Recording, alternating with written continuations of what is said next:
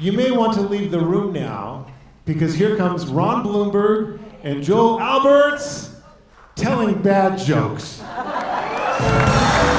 jokes, Lord, I love them. Bad jokes, can't get enough of them. Ooh-wee, bad jokes. Ron and Joel, ladies and gentlemen. A 95-year-old man goes to the doctor. He gets his physical, and the doctor says, you know, you're doing very well for a 95-year-old man. Of course, you're not having any sex anymore. He says, what do you mean I'm not having sex anymore? I'm having sex almost every night.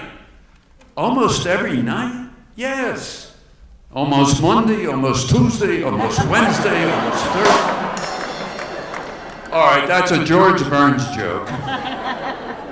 And George, a couple months later, went to a urologist. And he comes in, the urologist says, how can I help you, Mr. Burns? He says, well, I'm having trouble peeing. He says, how old are you? He says, 97. He says, you peed enough already.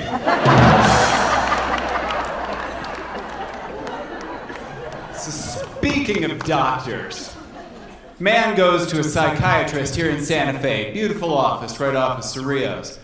He goes to the psychiatrist to complain he's having some problems with his sex life. The psychiatrist says, don't even go on. I know just what to do for you. What you need to do is walk 10 miles a day for the next 2 weeks. Give me a call when you're done.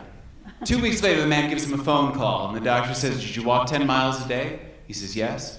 He says, so how's your sex life? He said, how should I know? I'm in Las Cruces.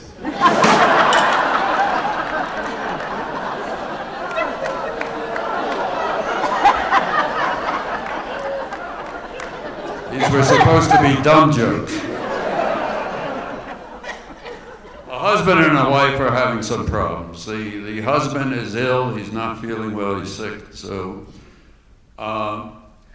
the wife is just getting off the phone. She says, I just spoke to the New Mexican and they're willing to give us 10 words for your obituary. So I told him, Jack is a wonderful husband and a good father. And Jack says, wait a minute, that's only 7 words. She said, oh, Cadillac for sale.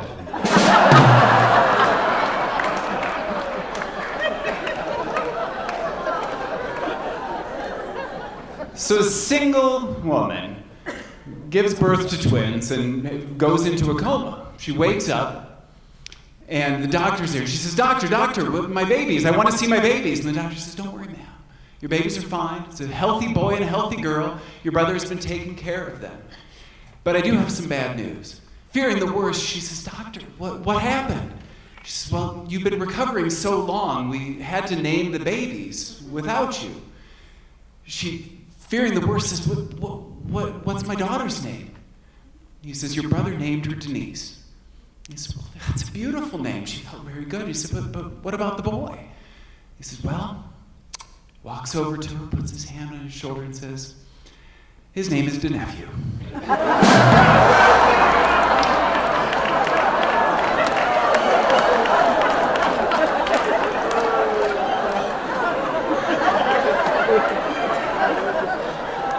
And this is the guy that runs this joint. Well, a man is in psychiatry, a senior psychiatrist for 12 years. 12 years, every day he goes to see the psychiatrist. And one day the psychiatrist says to him, Fred, you are now able to deal with the world in mature terms. Goodbye and good luck. He says, you mean it? Yes. Well, thank you for everything, doctor. Week later, doctor gets a call. It's Fred. And Fred says, I have to talk with you. He says, well, I got a couple minutes on my next appointment. What's it about? He said, no, I got to come in and talk to you. He says, it's that important? Yes. All right, come in. So Fred comes in. The doctor says, and what's this thing that was so important you had to come in? He says, well, you won't believe it, but the other day I got up, I had a cup of coffee for breakfast, and I got the feeling that you were my mother. And the doctor says, that's ridiculous, it's juvenile, it's asinine. A cup of coffee? You call that a breakfast?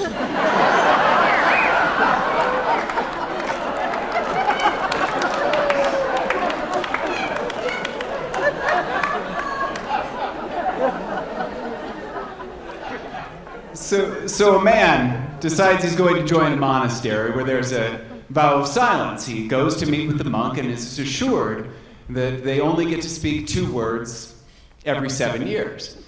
So 7 years passed, and he goes up to the monk and he says, soup, cold. 7 more years passed, and he goes up to the monk again and he says, bed, lumpy. Another 7 years passed, and he goes up to the monk and he says, I quit. And he says, well, good, because you've done nothing but bitch since you got here.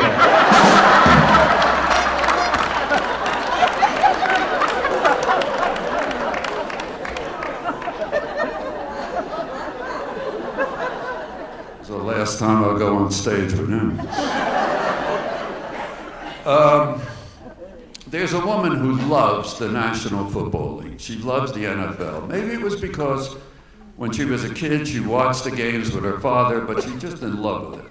And she decides one year she's going to go to the Super Bowl. So she saves every cent she can. She gets a ticket, she goes to the Super Bowl, and where's the ticket? Way the hell up. But she's thrilled to be at the Super Bowl. Except she looks down, and in one of the luxury boxes, there's an empty seat. So she thinks, I'll give it a shot. So she walks all the way down. She comes, there's a man sitting next to the seat. She says, excuse me, or she said, excuse me, but is this seat yours? He says, yes, sit. Sit? Okay, thanks. She sits down. Well, she's thrilled. She's in a luxury box at the Super Bowl, and they strike up a conversation, and the man said that he has lost his wife recently, and they go on to other things, and they're talking. And suddenly she gets up, she says, I can't stand anymore. I got to ask you, you're the most gentle, wonderful man. You must have terrific family and great friends. Why aren't they sitting here? And he says, well, the funeral's today.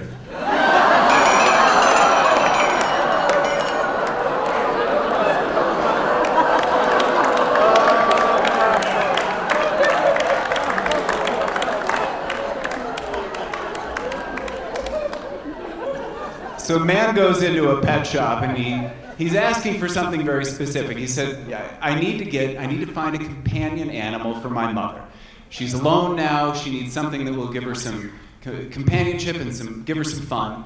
The pet store owner says, I've got just the perfect thing for you. This parrot is the smartest parrot. It's been beautifully trained. It speaks 5 languages fluently. It's going to be an amazing pet for your mom. The guy is very excited. He pays for the parrot. He arranges for it to be shipped over to his mom's house. A couple of days later, he calls his mom and says, Mom, what do you think about the bird that I sent you? And she said, oh, honey, thank you so much. It was so delicious. And I'm so grateful. He says, Mom, that was a pet. That bird spoke 5 languages. She says, well, honey, I'm sorry. It should have said something.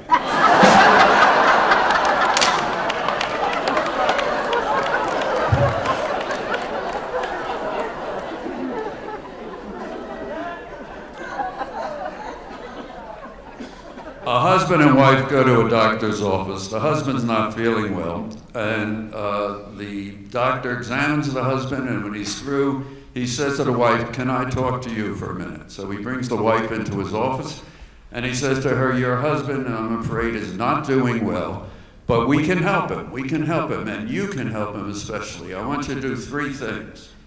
First of all, I want him to have a good diet, so no more of that tacos or whatever he's eating. Forget that.